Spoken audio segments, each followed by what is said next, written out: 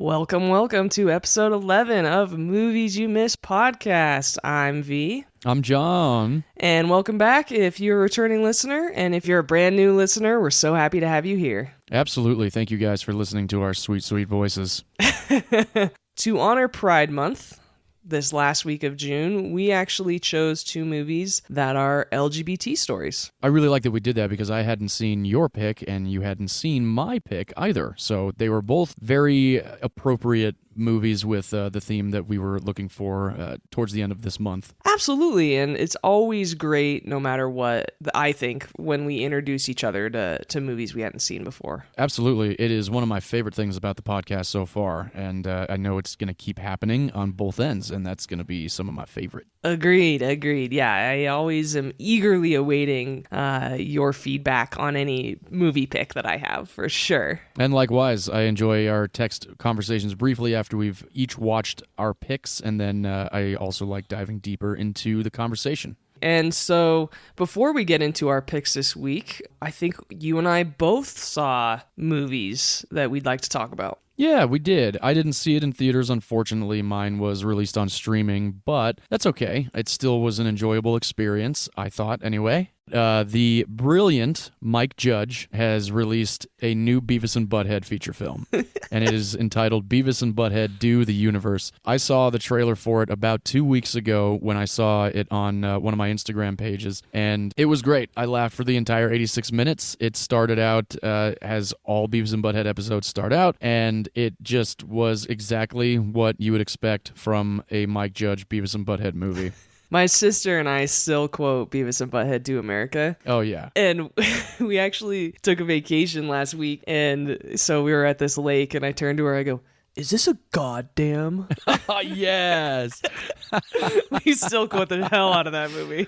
Oh, Beavis and Butthead Do America is a classic, yes. For sure. Good I remember soundtrack, the first time. too, actually. Oh, such a great soundtrack, yes. Yeah. And, yes. I mean, the cool thing about the new one is the animation is exactly the same. A lot of the same characters show up, and Mike Judge's voice acting for both Beavis and Butthead is flawless still. And it just, wow. Yeah, it's amazing. And there's always moments where Butthead just stands there and laughs that I can't help but laugh because it's so ridiculous. It is very, very funny. I will definitely watch it again. I love me some Beavis and Butthead. It's so stupid, but it is so funny at the same time. And how did you watch the movie? Oh, I ended up watching it on Paramount Plus. Paramount it is Plus, streaming, okay. Yeah, streaming on Paramount Plus now, and definitely check it out if you've ever laughed for a second at Beavis and Butthead. And if you've never seen Do America, watch that first. Yes. And then definitely watch Do the Universe. Yes, Beavis and Butthead Do America is a classic. So good. I'll never forget the first time I saw that movie. I watched it in my parents' living room with my buddy Kingsley. He brought it over, and I wasn't allowed to watch that movie yet, so I was literally biting a pillow because I was laughing so damn hard. It's so fucking funny. So your dad shows you Goodfellas at 12. But you're not allowed to watch Beavis and Butthead. Yeah, I think that was more American of a mom culture thing, in a nutshell. Yeah, exactly. No, it was very strange. Yeah, there were a lot of moments growing up where I was like, really? Okay, all right, fine. Yeah. I would just go with it. But yeah, I had to hide watching Beavis and Butthead. And then one day, I showed up at home with it after buying the DVD at Best Buy. And I think I was about 16 or 17 at the time. And my dad's like, "Have you seen that?" I'm like, "Oh, yeah, I saw it a long time ago." He goes, "When did you see that?" And I'm like, "Oh, I just watched it at a friend's house. You know, Beavis and Butthead. It's PG-13, no big deal." He's like, "All right, whatever." Yep. Good. Well, I'm really glad you had fun with it.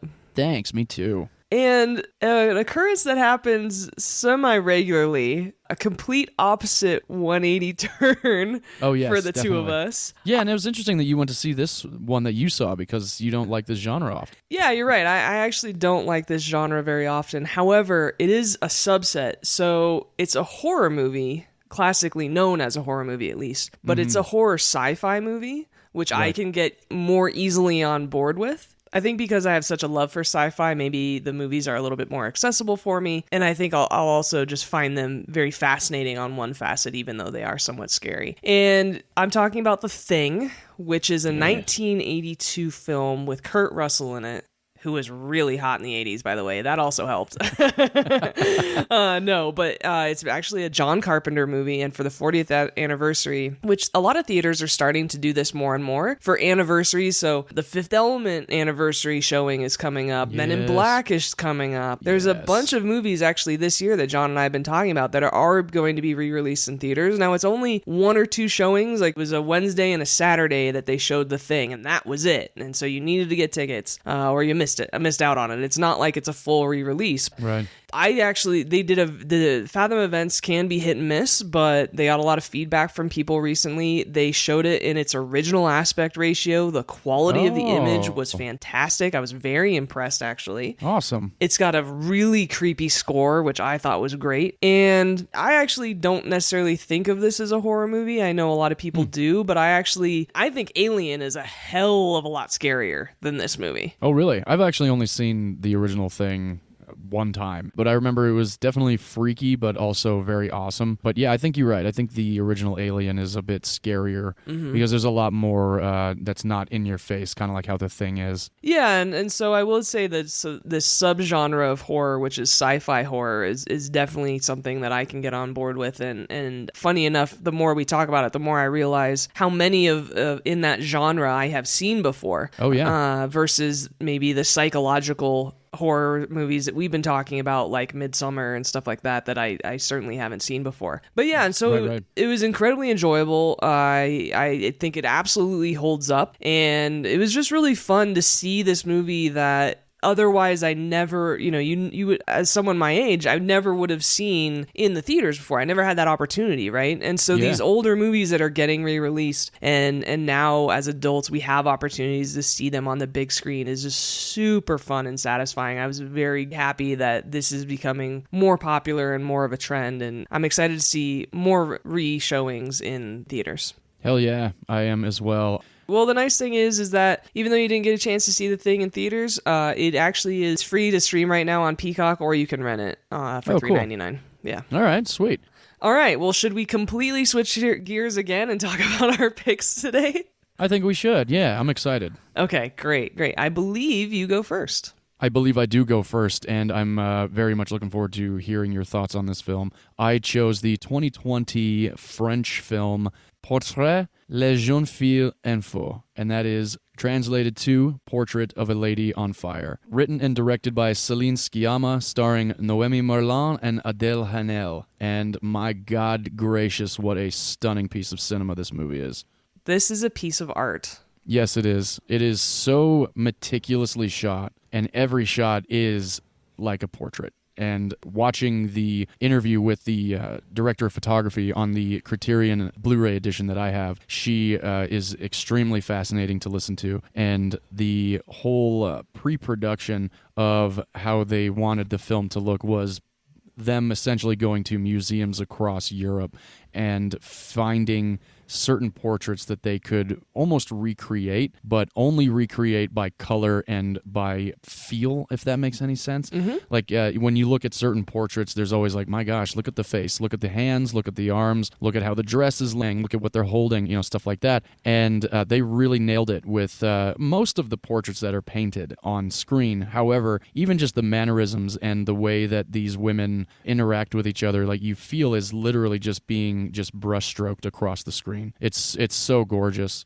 So Céline Sciamma I had not actually heard of until I had heard of this film. And I saw this trailer one night at home when I was just kind of watching trailers, how we had discussed early on in our episodes. And I was just curious, what's Portrait of a Lady on Fire all about? So the trailer was just as delicate as the movie, and you really just are told that this one character, Marianne, has been hired to go paint Heloise, and without Heloise knowing that she's about to be painted. And that was fascinating to me, because how the hell can you paint a portrait without somebody sitting in front of you, especially when this is set, which is around the end of the 18th century, and we are introduced to Marianne, which she is the painter, the portrait artist. She's teaching a class on portraits. As she's doing this, we really see that she enjoys what she does. She enjoys being a painter. She enjoys being a teacher. However, there's a moment where she looks off from this group of young ladies and sees something that we haven't seen yet, and her demeanor changes immediately. Her face drops. You can see that she gets a little agitated, and she asks who brought this painting out. And it's a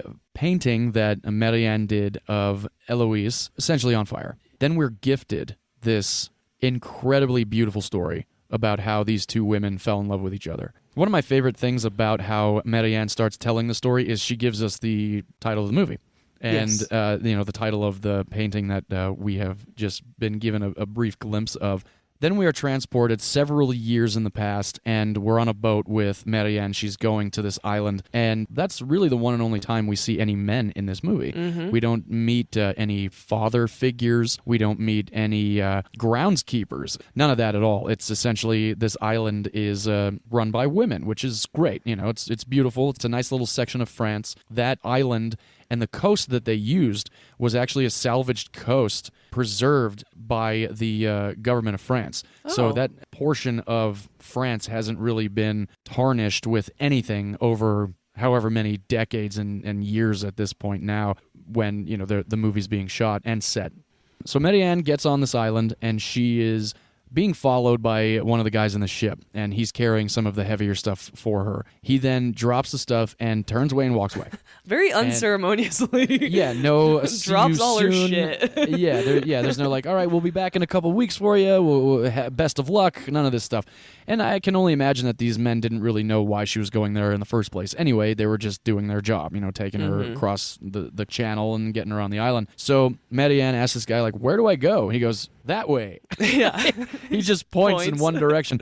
And after Marianne shows up to this house, she cleans herself up. She ends up getting some bread and some wine, and she meets Sophie, the caretaker of the house, this young lady, and starts kind of prying, what am I doing here? Who's this woman that I'm supposed to be meeting? Next morning comes about, we meet the mother of this subject that Marianne has been hired to paint. According to the mother that Marianne has been speaking with, her daughter will not pose for a painter. And the main reason for this is because she's essentially about to be sent to Milan to marry a man that she's never met in her life.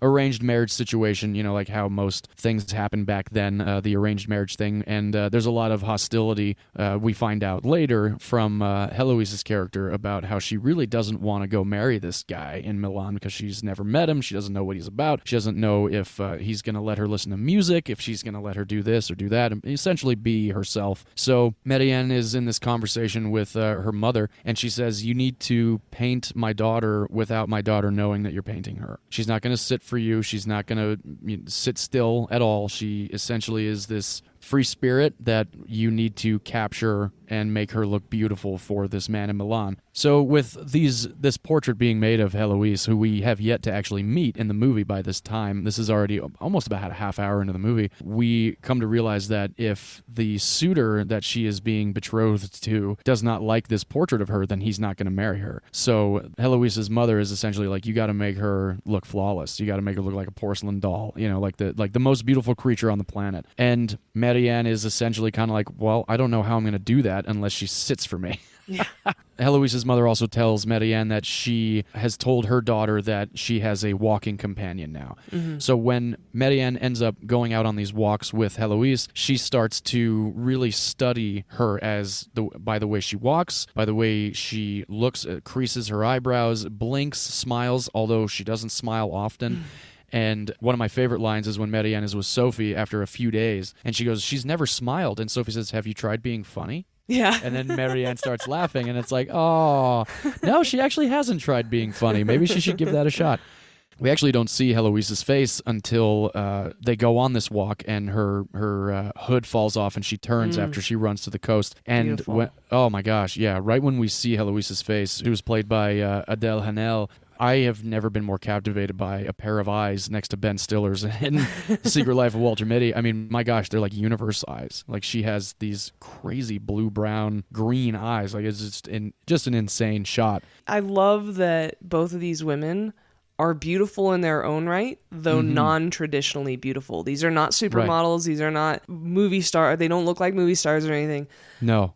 But they are captivating in their own right. And I love both of these actresses. Again, they're like just non-traditionally beautiful. And I absolutely fell in love with both of these women because they were so fascinating.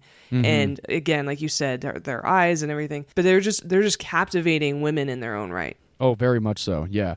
And Noemi Merlant, she also has some crazy eyes too, and her eyes actually reminded me of Alita's eyes. Like, if I don't know if you looked that close enough brown? at her eyes. Yeah, like very brown with like a gold tint inside. Yeah, absolutely. Oh my gosh, like geez. Every shot of Marianne painting, I didn't want to cut away because of the way that she was looking, you know, and starting to paint and whatnot. Just the gazes, which is really the main grabber of this movie, is they're constantly looking at each other. And they both are unsure of each other at first, and then things start, you know, the walls start to fall, and the vulnerability starts to really come through when Heloise tells Marianne after about the dream that she had. Oh my gosh, just insane. Like, they're just both by the fire, and I just love that whole sequence. I just really liked how Heloise was telling her that she found herself missing her when she went on her little trip without her. Even at this point in the movie, there didn't seem to be much of a connection, although there's already a really strong connection building between both of them. And I thought that was really, really portrayed perfectly by both of these young women. Yes, everything about this movie is delicate.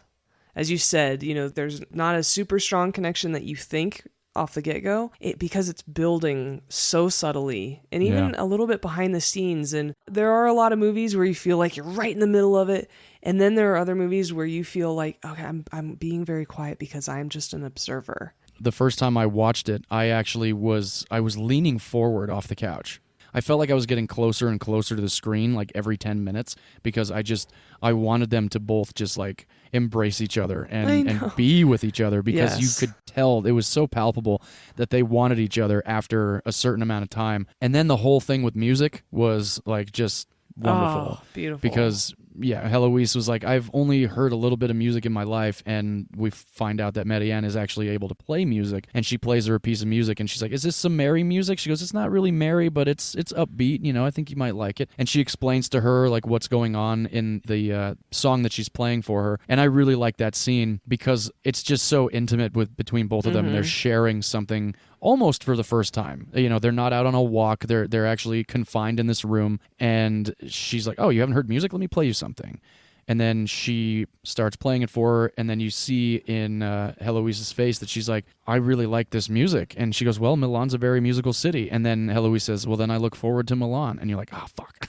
Yeah. Like, damn it. Yes.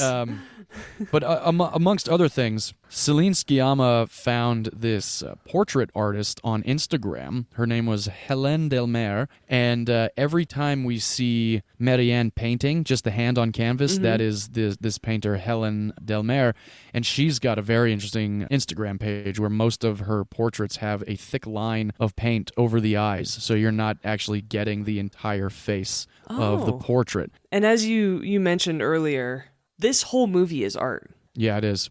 Every shot. So one of the notes that I took is every shot seems deliberate. There is not one frivolous part of this movie. No, I agree with you on that. Yeah, for sure. I love that there's no music in it. And I don't say that often, as some of our listeners who've been with us for a little while know. I am obsessed with scores and soundtracks. I absolutely love music that accompanies movies. But this was fantastic without music in it. And I will say that when I was watching it the second time, it was when they go out to that bonfire with all the other women of the island and they start singing. I was just like, oh my gosh, there has not been an ounce of music in this movie except for when Marianne plays that little harpsichord thing. Yep. Yeah, it's amazing. It really is awesome. And like you said, it really draws you in and makes you feel like you're a part of it, because not only am I also a big fan of scores in movies that really can accentuate things, I think in a story like this, when music was as seldom in life as majority of things, because if you had music then you probably were looked at as a very rich person. It was a breath of fresh air to not have music push us along into the emotions. It was just all in their faces. Cinematography, stunning, just gorgeous. Absolutely. Digitally shot, which I will be honest, I was a little upset. I thought it was shot on film because it was so crisp and it looked really, really gorgeous. But at the same time, the cinematographer, she wanted to go digital mostly because of the skin tones of both of the ladies. That actually, yeah, that makes sense. I agree, yeah, and after she said that, and she was very adamant about the fact that she wanted to catch the blood rushing to and from their faces in certain scenes. And if you really pay attention, you can see that shit. It is, I mean, it's a warm movie. And like, I don't mean like, it looks like it's warm outside. No, it doesn't. It's just like it doesn't look like it's warm. No, you feel, I don't know, there's a sense of comfort watching this movie, and I think it comes from the fact that their love slowly develops, and then finally, they end up loving each other so intensely, and it's beautiful. I was telling another friend of mine on Instagram, I had posted, like I usually do, like I'm watching this movie, and she goes, "Oh, I haven't seen that yet," and I was like, "You got to check this out," because I really love it. It made me cry like a baby when I first saw it. Like, goddamn, what a gorgeous story that was. It was just all so wonderfully put together, and I love to hear that this was a female director. Yes, female director and writer. So Celine Sciamma's come about before. She has 3 other films. I have not actually seen them yet. I will likely check them out now because of my love for this movie. But one of them's called Girlhood, the other one's called Tomboy, and the other one is Water Lilies. And they're all centered around women realizing that they are attracted to women and, coming of age, realizing that they are lesbian. And, that's all good and well. We all need stories like that because it's part of the world. And I've had some friends of mine come out to me, and I have done nothing but pat them on the back for that. And when one of my best buddies came out, there was more of a joyous, happy life for him when he did. Tell everybody, and including his family, you could just you could see he was essentially floating. Yeah. Like he wasn't like hiding anymore. Like he was like, this is who the fuck I am. Living your being your authentic self is important. Yeah. So very, very big props to anybody that feels the need and finally does, because everybody that always does come out is so much happier. And that was one thing about this movie that was interesting to me too, is you don't really start watching this movie knowing that Marianne's a lesbian. You don't at all. It's just like she's going there to paint. And then it's just the way, I really love the way that Celine writes how she's observing Heloise. There's just so many interesting nuances, and with the word gaze, like Celine used that in her interviews, like, the gazing at each other is really what brings out their love for each other, because they're studying each other. Mm-hmm. Watching these two women fall in love was so beautiful. It was like, wow, what a beautiful way to fall in love. Oh, yeah. Again, subtlety, right? I mean, this is such a delicate, gentle movie. Oh, yeah. And it really is. It is very gentle. I love that you picked it, and so I absolutely love this movie. I actually really, I know where I'm jumping ahead a little bit, but I am eagerly hoping that you say that this was nominated for some sort of awards, because it absolutely deserved it. It actually it won Best Screenplay at Festival de Cannes, so we got that. Yes, and that was pretty much it. Everything else was a nominee. BAFTA for director, so that's great news. Unfortunately, there were no Oscar nominees for this film. This should have been a foreign film nomination at the Oscars. I completely agree. This should have been nominated for Best Cinematography, but because, and this is actually a good point in the episode to tell people this is a foreign language film. This is our first foreign language film, and there are subtitles. The fact that they speak French adds to the subtlety, I believe. Oh, definitely. As a non-French speaker, I find it a very delicate language in a lot of ways. And so I think it actually was an add to this movie. I agree, yes. And that I am a big foreign film fan, and I have a decent collection of foreign films, and a few of them, I think I actually have more French foreign films than any other language. If this was an English-spoken film, I believe it probably would have been nominated at the Oscars for cinematography. I think it might have been, yeah. So a couple other things before we get into my usual favorite bits is the costumes in this film. Very, very beautiful and vibrant. And I don't know if you noticed, but there's one scene where Heloise and Marianne are standing outside, and Marianne is standing with her hands in her pockets.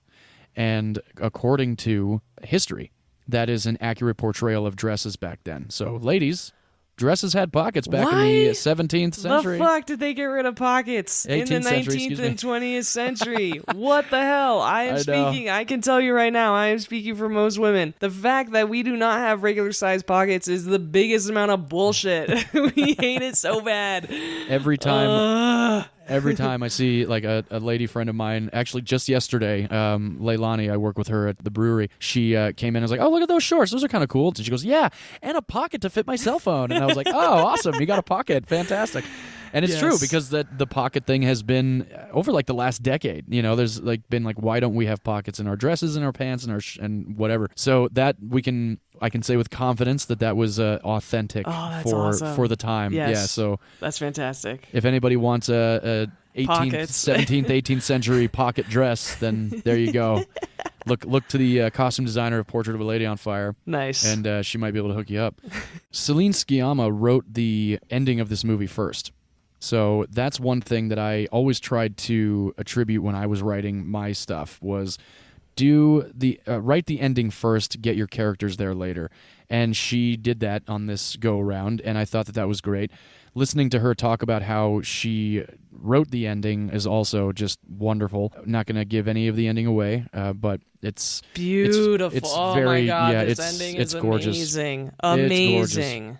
And just such a wonderful bookend to this movie.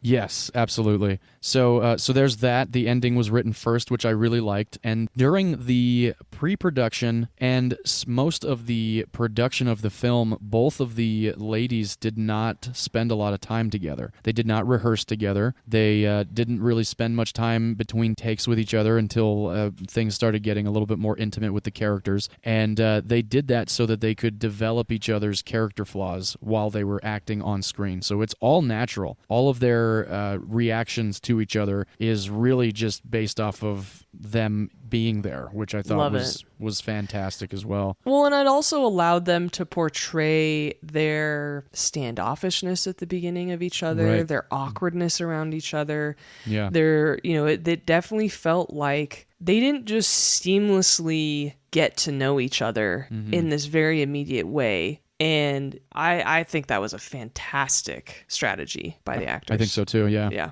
It was great. And then finally, Helen Delmer, who was the hand that was painting all the portraits and whatnot, she was saying that many female painters from the 18th century have been lost to history, and that a good amount of portraits that are unlabeled were very likely painted by female portrait artists. Oh, wow. Yeah, and that really kind of was like, oh, damn. So women have been literally just throughout history trying to be silenced for everything. And that it also pissed me off because I was like, I would love to know who painted certain portraits. Like if there's no name on it, was it a man or a woman? And I've always just been curious about certain things throughout history. Like, was that a man or a woman first? And I like hearing that there were a lot of female portrait artists in the 18th century. I just don't like hearing that they've been silenced and lost to history. Yes, I wholeheartedly agree. And in one of the scenes in the movie, she even said that she was painting under her father's name. Right, exactly. Yes, yeah. Again, that was another line that I was like, oh my gosh, she's not embarrassed, but yet no, the it's something she has to do in order to be part of an exhibition that she talked about. Yeah, exactly. Just fucking, it's irritating. So that is Portrait of a Lady on Fire, written and directed by Celine Sciamma. Very unfortunately did not make the top 100 in the U.S. box office the year of its release. Which makes sense. I mean, it's a foreign film, films, independent. Yeah. It makes sense. Very independent and definitely foreign. And yeah, a lot of times foreign films really just fly under all the radars across the country because people are lazy and they don't want to read a movie.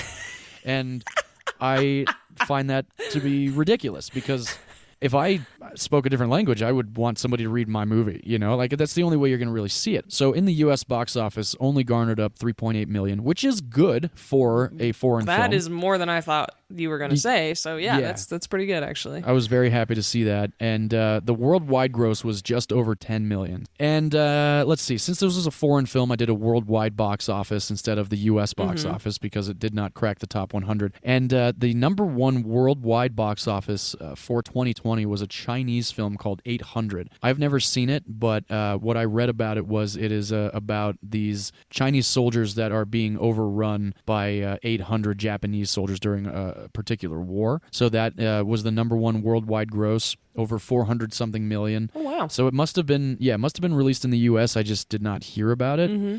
And then the second one was another foreign film called Demon Slayer Mugen Train. That one was also a $400+ million gross for the worldwide box office. Number 3 worldwide box office, highest gross, was Bad Boys for Life. Oh, God.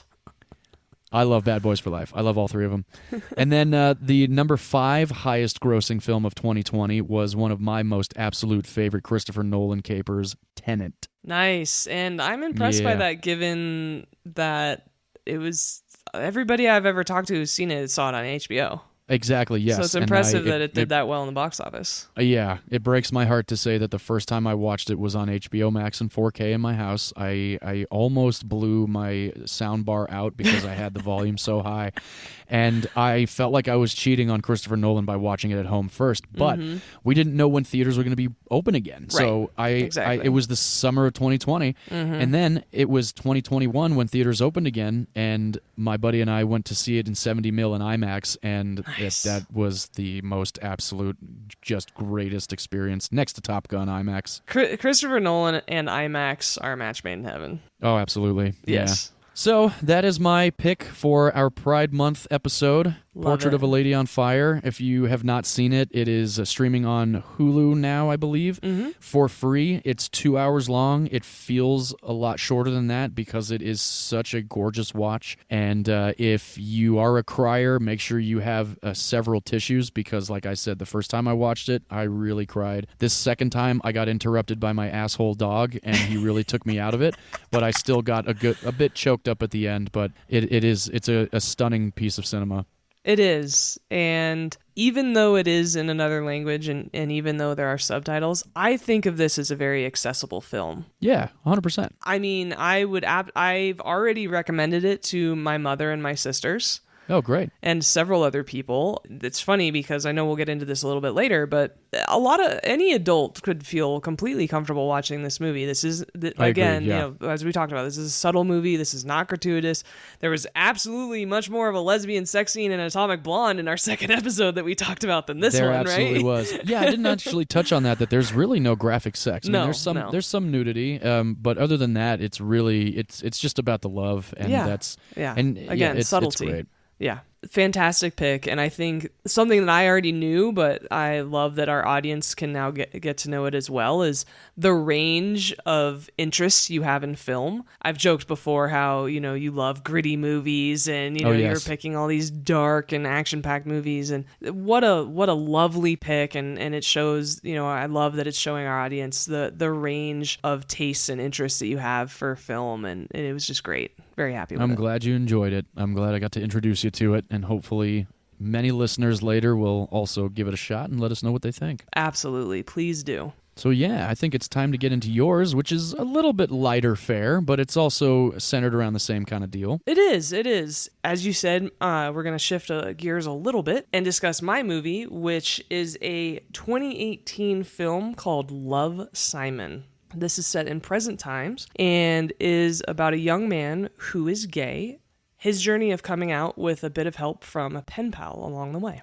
I've seen this movie several times. I actually own it. I am a huge fan of this movie. I think it's a beautiful story told very well. And so it follows this boy named Simon, who is from a pretty average, normal family. His dad was the quarterback in high school, and they live in Atlanta, but his parents are pretty middle of the road, some a little bit liberal. He discusses very early in the film that his barriers to coming out are not his family. His family, he discusses how his family would be very accepting, and that's not the issue. And it really comes down to he's worried about things changing and just how people will see him differently.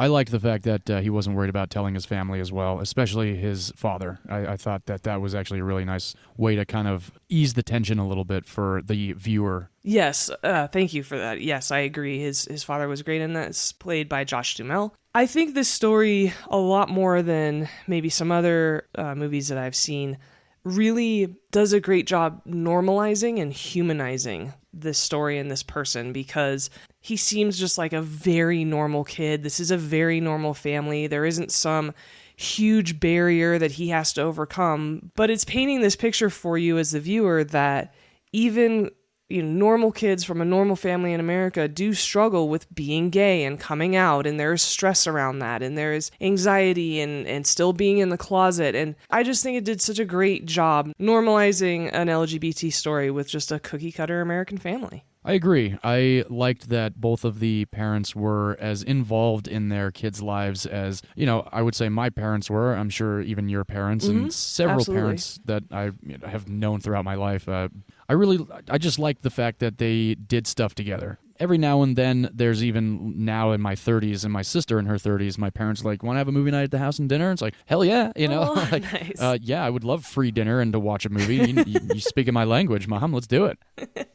How do you guys pick movies, though? Oh, it's a little difficult because my taste varies, as does my sister's, far away from usually what my parents like to watch. So a lot of times we will watch stuff that we've seen before. Disney movies, a lot of maybe like, Pirates of the Caribbean. Nice. Yes, it's the more people you add to the group, the harder it is to pick a movie. Similar to picking music in the car, right? It's just hard yes. to pick a movie that everybody will enjoy. So a lot of times you just fall back to the safe movies, which are ones you've already seen and are totally fine for everyone. Yeah, exactly. My parents like the quote-unquote clean PG-13 movies. They do enjoy their R-rated movies, but I usually get texts from my mom every couple days, like, anything good and clean on streaming now that your dad and I can watch? And I look at my wife, I'm like, what's good and clean that we've watched that I can suggest to my mother? And because so far, most of the films that I've chosen on our podcast, my parents would be staying the fuck away from. Yes, yes, 100%. Yes. It's funny because I know we're jumping ahead, but this is a great suggestion for your parents. Love, Simon is would be a fantastic movie for your family, and it's true. It's just a high school story, and we're introduced to Simon in the beginning of the movie, and he's actually narrating his story for the viewer. And he tells us that he's got this big-ass secret, that he's gay. And very quickly, there's a high school blog that students can anonymously post to. And a fellow student that no one knows anonymously posts that he has a big secret, that he's gay, to this high school blog. And Simon ends up emailing him and saying, hey, I have this secret too. And they start communicating and really supporting each other. And this film tracks their story of getting to know each other and navigating this very difficult topic for anyone, let alone a teenager who's dealing with all sorts of other shit that teenagers have to deal with. And absolutely. It's just it's a very beautiful story that you can empathize with, and I think it's very accessible for everyone, and I think it's a great representation of LGBT people and teens that are just navigating their life in a very normal way. I agree with that. I think it was interesting, too, to watch how the relationship between Blue and Jacques, or, Simon, kind of evolved through email. And they had no idea what each other looked like. They never gave anything away about who they were, just that they were at the same high school. And I really liked the fact that the vulnerability was so present almost immediately between both of them. And one thing about it that really kind of resonated with me was a lot of times, even relationships now, people are meeting online and they're talking, they're emailing, they're texting, sometimes they may not even, I'm not comfortable showing my picture yet. Is it okay if we just keep emailing or we keep texting and then maybe I'll send you a picture of me later? Or they don't see each other until they meet in person. So I liked that aspect of it and how true that was to the nature of life these days. Mm-hmm. Yes, especially since the pandemic, right? Oh, gosh, yes. Yeah. All sorts of online dating had to happen.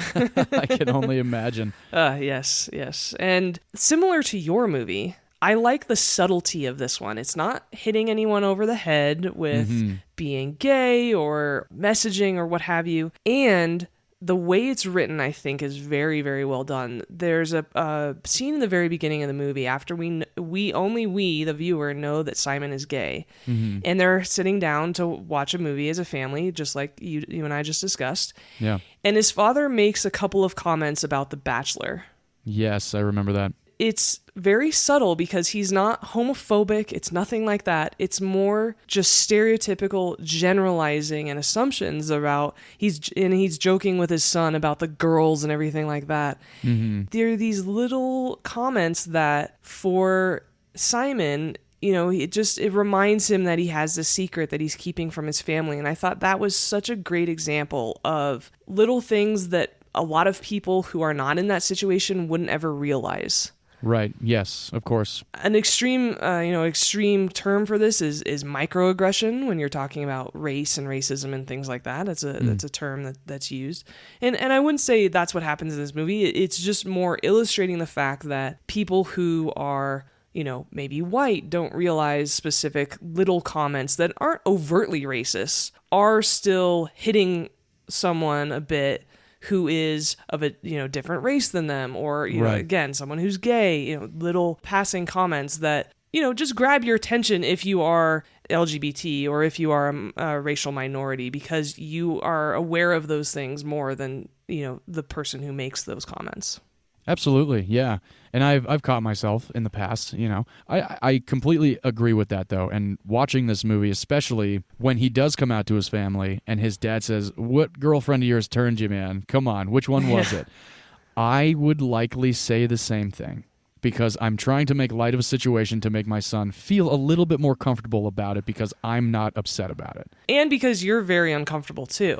Right, yeah, to an extent, I'm sure there would be an uncomfortability going on there, but it wouldn't be like, "Oh shit, my son is of gay." Course, it's nothing like that. And I've always been one to try and make light of many situations, and I really, really empathized with how his father kind of took that, and because he got upset when he's like, "I'm joking," like his daughter tells him to shut the hell up, and it's like, whoa, and he's like, "I'm joking, come on." Yes, you are, but your son's telling you something very intimate and personal about himself that he wants you to know, that he's been working up the courage to tell you, and you're making light of a very serious situation. It's very accurate in the movie, and it's portrayed very well.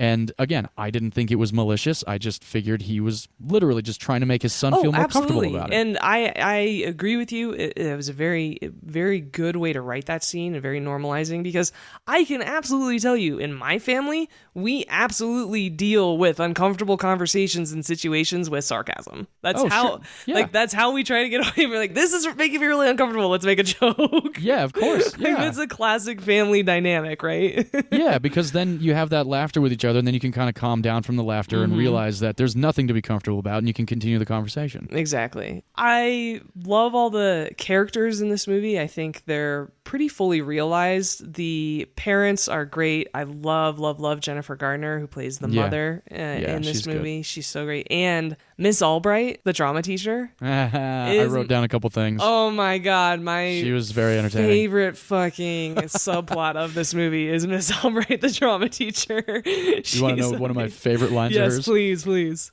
"I was an extra in The Lion King, and this is where I ended up." Yes, that's my favorite too. I love it so much. Because no matter what, if you're a background actor on anything, it don't mean shit. Oh God, if you are, as you and I have both learned, if you're anything on any movie set or any TV show, it does not mean a goddamn thing. Mean anything. No, and that was one of the things about the film industry that I think was the biggest difference between any other industry for me, is that now, being in the tech industry, your experience counts. Like, they look at your resume, they care about that. Like, you can move up because of it. Yeah. In the film industry, it's like you're starting from day one every fucking day you're in the industry. Every day is a new day to fuck things up. And your background does not mean a goddamn thing to anyone. No, your experience does not. It's about working right now, because it's similar. I think the only comparison I could possibly make is sales. It's like, what have you done for us lately, right? Because you are only as good as your next job. Yeah, no, for sure. And it was going back to the film industry, I started eating my lunches alone because I really, really hated hearing the conversations of everybody around me trying to one-up each other about how many hours they worked on the last show that they were on, and how many hours of sleep they lost on the last show they worked on, how far they had to drive on that. It's like, shut the fuck up. Let's eat. Let's just talk about movies that we like or TV shows that we like, or not talk at all. Yeah. Yeah, let's just not talk at all. I during my last few seasons on NCIS LA, I would go sit behind the stage and eat my lunch, and I would come back in, and everyone's like, where you been? I'm like, I went and had my lunch. Like, where? You didn't want to sit with the crew? I'm like, no. No, I didn't.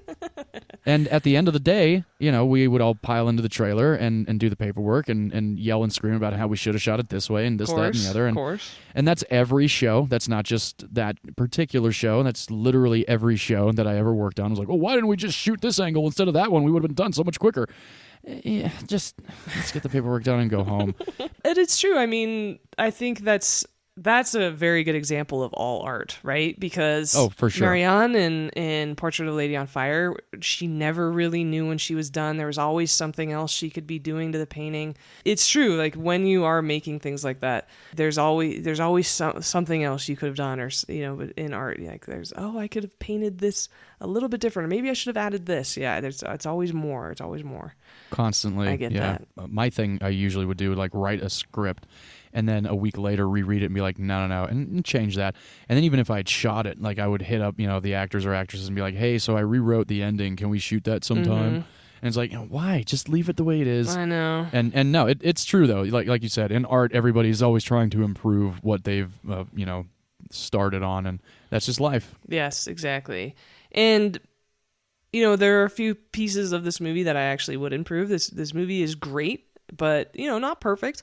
Why in every single teen movie there's a principal or vice principal that is that cliche character of like goofy and trying to be cool with the students, and I'm your pal, and like the vice principal I just thought was like, this is so cliche, that character. Oh, Tony Hale's character? Yeah. Yeah, Amy and I were watching this movie, and I was like, every character seems real except this principal. Right? Exactly. Yeah, I never had a principal ever in my life that was that involved in kids' lives at school. Never. Not that it doesn't happen. It just was like, what principal is going to their student and be like, I got a Tinder date tonight? Yeah. No fucking principal's doing that. No, or trying that hard to be cool with them. It's like, no, you are a figure of authority and you're trying to establish your authority so they will fucking listen to you. Yeah. My best friend is a principal, so I can say, there you go. like you need to engender some authority with the children when you're the principal. And I guess he kind of does with the whole cell phones and everything like that, but he's it's still so kind of like silly about it's it. Very you can pick this up at the end of the day. Like, okay, Tony Hale, and I like Tony Hale as an actor. Yeah. Love him in Arrested Development. I've had Veep. the distinct pleasure of working with him. Oh, nice. I did a Funny or Die sketch with him. I spent a whole day with him, and he is an awesome guy, and he loves what he does. But yeah, again, he made me laugh in the movie, but it was just still very much like, this is an overblown character.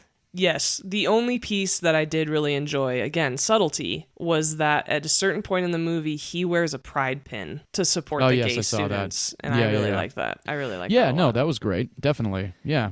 And one scene in particular that I've always been a huge fan of, that I actually played during an LGBT presentation that I did at work a few years ago. The coming out scene where Simon's narrating and talking to the viewer, and he says, why do gay people have to come out? Why, and he's saying, like, what if straight people had to come out? And that is a great sequence. Right? It's a sequence where all of his friends, he's envisioning all of his friends coming out to their family and saying, I'm straight, and the parents just being so upset about it. I know, yeah, it's great. I like men, Mom. She's like, oh, Lord Jesus, no. She's like, you get that from your father's side. Yes, that was so good. That was really funny. I've been thinking about why I haven't come out yet. Maybe it's because it doesn't seem fair that only gay people have to come out.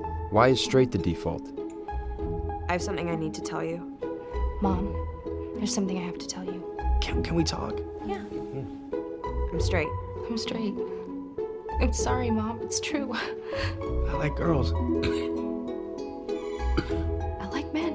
You get that from your dad, is that? I'm in love with Nick. I feel like I've been raising a stranger.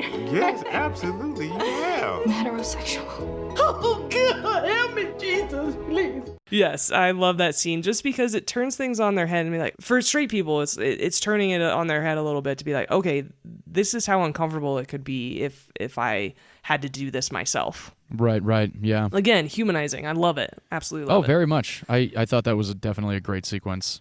And the other piece about coming out that I really enjoy about this movie that I think is so authentic is coming out repeatedly. People think that, oh, you come out once and that's it, and you're good to go, and now you're yourself, and now you can be gay or trans or what have you. And in reality, you have to come out repeatedly throughout your life. Yeah, that's true. First, you decide what order to do it in, and then, okay, maybe you come out to your sister first, and then you come out to your parents next, and then you start telling a couple friends. Then you have to come out at every job that you go to, because at some point you're going to have that conversation. It's not like you have to, but you'll have that conversation because people get to know each other and like, oh, so are you married? Blah, blah, blah. And you're like, oh, well, actually, I'm a lesbian or whatever, and so I love the fact that this movie has that experience where it shows that LGBT people have to come out repeatedly in their life. It's not just one big thing that a lot of straight America thinks it is. That was kind of an eye-opener moment for me, I suppose, in the film, because I didn't necessarily think of it that way. Speaking of Portrait of a Lady on Fire, I'd mentioned one of my good friends coming out, and it was to us at that point only. And he still had a lot of other people to tell. It's a constant thing because there's always going to be a family member that may not know, that they're like, oh shit, I haven't told them yet. It's like, Mom, Dad, don't tell them I want to be the one. I never had to do that. I just one day had a Tyra Banks poster in my house. And one day I had a Shania Twain calendar of her, in bathing suits. And then I had Anna Kournikova, and I had like all these women along my wall. So it wasn't like, hey, Mom, Dad, I like women. Can I have these pictures? I just would buy them and put them on my wall. Exactly. So like for a gay man like Simon's room, he's got, in my opinion, it didn't really look like there was much pointing to him being gay, No. And so it's interesting to be a straight man and only have the one-track mind of women, and then have two friends of mine come out after several years of being like, dude, who are you dating? Oh, look at her. Oh my gosh, she's gorgeous. And going to the movies with these guys and like pointing at the hot actresses or like the background, like, man, look at that girl walking by. And they're like, oh yeah. And in the back of their mind, they're like, right. And that's a good example of just subtle comments, right? yes, exactly. Just like the dad, right? Like, Yeah. no maliciousness intended. You're having a conversation. It just falls differently on a gay man than it would on what you presume to be your straight friend.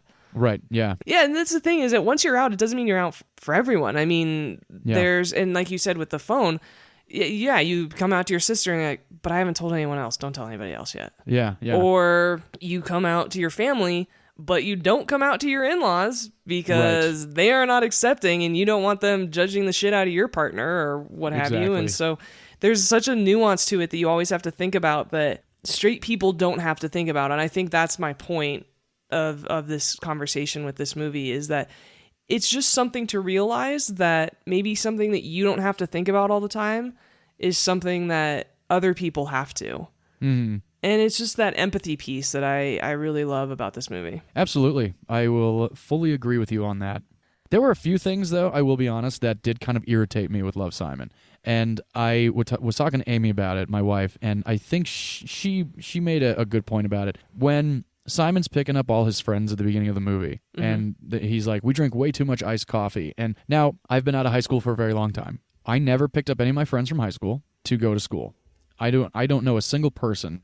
My sister never did this. None of my friends, nobody I knew in high school ever picked up their friends on the way to school. That because, and I'll tell you this, and this is true factuality, who the fuck wants to get up an extra hour early to pick up their friends to go to fucking school?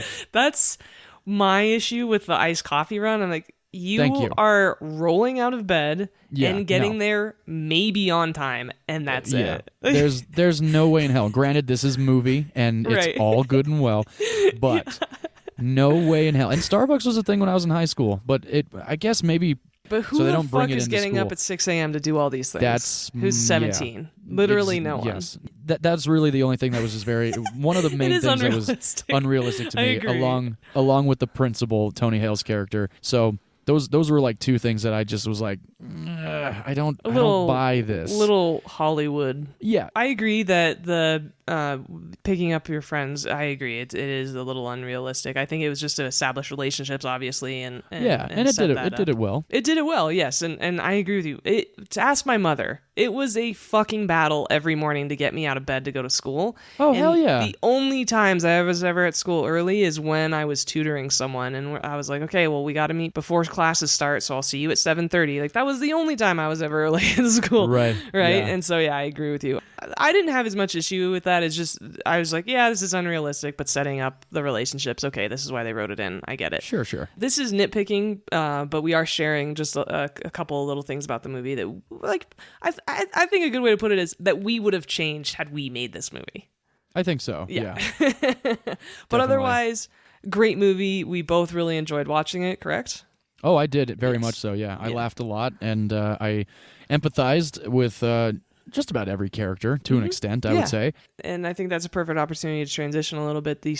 Speaking of these characters, the boy who plays Simon is an actor named Nick Robinson, and I most recognize him from Jurassic World, which I know you're going to hate me for mentioning.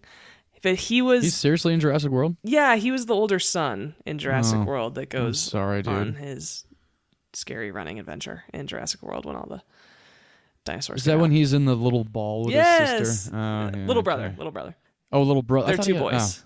That shows you what I remember. Well, because you refuse, because you don't want to acknowledge those movies exist. Not at all. And I took a bullet for the team and went and watched Jurassic World Dominion. You took a bullet for the team? You took your own bullet. Well, so you didn't have to watch it. I suppose that's true. Yes, you did. Yeah, thank you. So as a reminder, Jurassic Park, the original, is John's all-time favorite movie. Yes, and the best. He rightly so takes a lot of issue with the sequels, which I totally respect, especially the Chris Pratt sequels. Yeah. And I just watched Dominion last weekend, and it was fucking terrible. Just straight terrible. And I texted, every article I've read is how bad it is. And I love, though, that you texted me when I was telling you that I'm going to see it, and you're just like, why it's going to be awful. Yeah. Like, even before I saw it. I was like, yeah, but it'll probably be entertaining. And I come out and I was like, no, it was just bad. It wasn't. It was just terrible. Yeah. Too funny. Yeah. Yeah. So, yeah, I agree. They're bad. And so that's where you'd recognize Nick Robinson from. And then, as I mentioned, Jennifer Gardner plays his mom beautifully. I love Jennifer Gardner, not only in this movie, but in general. Was introduced to her through a TV show called Alias. Alias. Oh, so good. So good. Was so fun.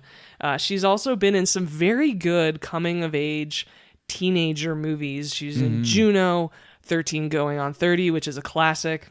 I always forget she's in Juno because I really just do not like Juno. Now, it's probably going to make me sound really lame to say that. My issue with it is really only the fact that Jason Bateman's character. Yes.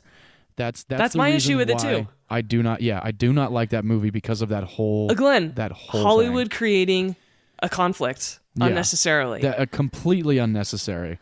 Yeah, I wholeheartedly agree with you. I thought it was super fucking gross. Yeah. And I like this movie except for this character. Yeah. Because of what happens, this is so fucking cliche. Yeah, it just was weird. And then Josh Duhamel plays his dad, Simon's dad. Yeah. And Transformers is probably the most recognizable role he's had.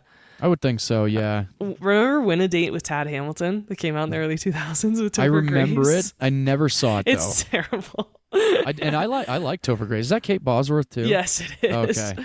Yes, I've met her a couple times. She actually was dating or married to one of the actors of this horror movie that I worked on years ago. And she came to set, and I didn't recognize her at first. She had sunglasses on and a big hat. Classic. And then she took it off at lunch, and I was like, oh, shit, that's Kate Bosworth.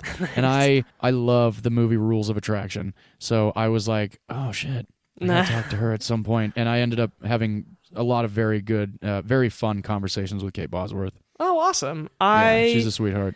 Haven't met Josh Duhamel, but I did do a music video for his ex-wife. But they were married at the time, Fergie. He was married to Fergie? Yeah. No, Fergalicious? I think they have a kid, at least one together. So. Oh, wow. And I always get Josh Duhamel and Timothy Olyphant. Thank you. That's what I was going to fucking say, too. Oh, sorry. No. I'm so glad someone actually agrees with me. Holy shit, I thought I was the only one who was crazy. No. I think of him as the more filled out version. Yes, or like the JV version of Timothy Olyphant. Because when watching this movie, I'm like, gosh, he really reminds me of Timothy Olyphant from Santa Clarita Diet. I'm so glad I'm not crazy. Which I actually never told you. I did the season 3 of Santa Clarita Diet. Yeah, I remember you posting about that once. Yeah, that's awesome. Yeah, he was a really cool dude to work with, and Drew Barrymore was an absolute dream. That was a lot of fun. I've heard nothing but great things. I think she's one of the child actresses who grew up and just was so humble about everything as she became an adult and matured. And she didn't let it go to her head. Which that can go one way or another, right, man? Yeah, unfortunately. Yeah, and so dude, you have no idea how excited I am that you said that. Okay, good. Because I really thought I might have been the only one too, and like they really like a lot of times when they smile, it's like they literally are carbon copies. Yes, they look a lot alike. And Alexandra Shipp, who plays Abby, one of his friends, she is Storm in the new X-Men movies that are absolute garbage. But she's Storm in it. She's cool in it. Yeah. But Apocalypse and Dark Phoenix are terrible fucking movies. Oh, Dark Phoenix was no good. Pissed me off so much. Good. Yeah. I didn't mind Apocalypse that much, but I still think Days of Future Past is a fucking fantastic film. Fantastic. So bitchin'. Well, X-Men First Class is an exceptional movie too. Yeah, First Class is great. Great movies, which is probably why I was more pissed about the later movies, because it started off on such a high note. Oh, it did. It started so well, right? Yeah. And so that's why as the movies progress, I've just got more and more angry, because I was like, dude, these were good movies before. What are you doing? But she's also in a recent movie called Tick, Tick, Boom. Oh, yes. Which A, is a fantastic movie. Yeah, it is. And B, she does a great job in. That's right. She was in that. I forgot about that. I only watched Tick, Tick, Boom once, and it was right around Oscar season. Same. And I told everybody about it. I was like, me too, yeah. You got to watch Tick, Tick, Boom. Yeah. Andrew Garfield, God almighty. Killed it. Killer voice. Yes. So good. So good. And I love the fact that right before filming started, Nick Robinson, the actor who plays Simon, his younger brother came out. And that's right. I did read that. Helped a lot and was really inspiring for him. Yeah. And another one of the actors came out after doing this movie because they were inspired by it. So this movie is actually based on a novel. It's called Simon versus the Homo sapiens Agenda, which is funny. That's a cool title. Yes. And Jennifer Garner, she worked with the director, Greg Berlanti, who there's a very poignant scene in this movie with her character as his mom and Simon. And they have a really beautiful conversation. And she actually helped write that scene. She said she added that scene into the movie with the director, and I thought that was fantastically done. I'm glad you brought that up, because I read that and I was like, oh, hell yeah, Jennifer Garner. Yeah. And that is a great scene. That one actually got a lump in my throat for sure. Yeah, I totally agree with you. And it's such a beautiful scene and very, very important for the movie. So I'm glad they put it in. Definitely. One of the last things I'll say about this movie is a lot of people were really moved by the movie. It was the best performing teen movie in over 4 years when it was released in 2018. It was very well received. It had a budget of $10 million and a box office of $66 million. It did well, yes. Yeah. And I'm so happy that it did well. And actors Kristen Bell, Neil Patrick Harris, Matt Bomer, Jesse Tyler Ferguson, and a ton of other actors were so moved by the film, they bought out theaters in their hometowns so the film would reach as many people as possible. And it really did. That's awesome. It really did create an accessibility for this film that I think is very important. And Jennifer Gardner and the director, Greg Berlanti, did the same thing too. Very cool. I like that. Yeah. I recommend this movie to anyone. It is available now on Amazon for free with ads. Anytime we recommend a movie with ads, I want to make sure to watch it and make sure it's not poorly done. Like I see. Like with Lucky Number 7 a couple weeks ago, I was very specific and was like, do not watch this movie with ads. It's a terrible commercial breaks. Don't do it. Right. And so, whereas this movie, there's only a couple of them, and it's there weren't many. Very easy to watch. So yeah, it's free with ads on Amazon. I highly recommend it. You can also rent it for $3.99 from other streaming platforms. And I'll just jump into it and say that I would watch this with my grandma. I would watch this with anyone. I mean, my niece is 13, and I would watch this with her as well. Yeah, I think it's a good coming of age. It's good to kind of have the acceptance of the fact that it happened in high school, and it hopefully was inspirational, as it seems like it was for a lot of people, including the lead's brother, which is great. If anybody wants to come out in high school, bravo to you. That's a difficult time in life in general, and bravo if you do. I also think that a lot of straight people should watch this movie because of the humanizing element, because Sure, yeah. it's so accessible. And it's, if anybody who's straight is just maybe has never known a gay person or had friends with friends who are gay, I think this is a great accessible movie for you, just for the empathy piece and for your curiosity to get to know that these are just normal kids. These are normal everyday kids, and gay, straight, it doesn't matter. They're going through the same struggles in high school that everybody is going through. Yeah, agreed. Well, I'm so happy we did this episode. Thank you so much for the suggestion a few weeks ago to have a Pride Month themed episode. I'm very happy that we did this. As am I. I am introduced to a new cinematic adventure. I would probably watch it again because it was a very enjoyable movie. I laughed a lot and felt a lot. So that's good that both films that we chose this week affected us. Agreed. And I'm so glad that this was one of our episodes where neither of us had seen the movie before. Oh, yes. Of the other's pick. I love that we'll continue to do that from time to time and introduce each other to new movies. Mm-hmm. And I'm really glad we both really enjoyed them. So thanks to everyone for listening in. And as we always say, please rate, review, and subscribe to our podcast. You can find us at Movies You Miss Pod on all the social media, and moviesyoummisspod@gmail.com. And thank you, everybody, for continuing to come back and listen. Give us those 5-star ratings and leave us some reviews. And we actually have a new review that we don't know who it came from, so I'm excited about this one. Oh my God, we were so excited. This is so amazing. This is coming from Mr. Vino. The title is Good Stuff, 5 stars.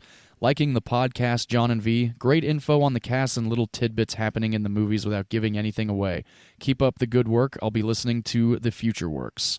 So whoever Mr. Vino is, we greatly appreciate you listening and greatly appreciate the 5-star review and the little write-up as well. So thank you very much. Yes, thank you so much. Deeply appreciated. And I can tell you that John and I were very excited and talked to each other as soon as we saw this review pop up. So thank you. Hell yeah. And should we tell people what movies we're doing next week? Oh yeah, we should, definitely. So for next week, we're going to do 2 movies, one of which we have mentioned in almost every episode. We're doing movies where the main characters are not who they say they are. And my pick is going to be the Heath Ledger-led A Knight's Tale. And A Knight's Tale is available on Starz if you have that app. You can watch it there for free, or you can rent it for $3.99 on just about any other streaming service. So glad we're getting to this, and I can't wait to watch it again. After discussing it, we've talked about this movie several times in our show so far, and finally you turned to me and you're like, we just need to do this fucking movie. And I was like, absolutely, we keep talking about it. We're both fans of it. That's a fantastic idea. And so to complement that, I picked the Kevin Kline, Sigourney Weaver-led movie from 1993 called Dave. And Dave is available to rent on any streaming service, including Amazon Prime and YouTube. Excellent choice. Thank you. I am excited to revisit it. I haven't seen it since high school, so I'm looking forward to revisiting it as well. All right, well, I hope it holds up for you. I imagine it will. I remember it being very entertaining, so I'm looking forward to it. And it's Sigourney Weaver. I mean, come on. Right, that's exactly it. Oh, yeah. My dad's all-time favorite actress. Oh, sweet. Yeah. And as we always say on this show, it's great if you watch movies ahead of time, but if you don't get a chance to do it, no worries, because there are no spoilers on this show. Exactly. All right. Well, thanks everyone again. And as we love to close with, film is a form of art, and in art, every opinion is valid, except if you think Manchester by the Sea deserved 2 Oscars for Best Actor and Best Original Screenplay. Ooh, we've never talked about that movie before. Interesting. It is garbage. I've actually never seen that movie. Do not waste your 2.5 hours of life watching Casey Affleck shovel snow. All right. Well, that is John's opinion that I respect. And and we just want to say thanks again to everyone for tuning in to us. We love doing this so much. And again, we love hearing from you. So please feel free to interact with us on any form of social media or podcast app that you choose. So that about wraps it up for our LGBT Pride episode. Thank you guys for listening. We are excited for you to come back and listen to some more. And if you have not checked out our earlier episodes, please do. They're available on all podcast streaming services. And we'll see you guys next time. Cheers, everyone. Take care.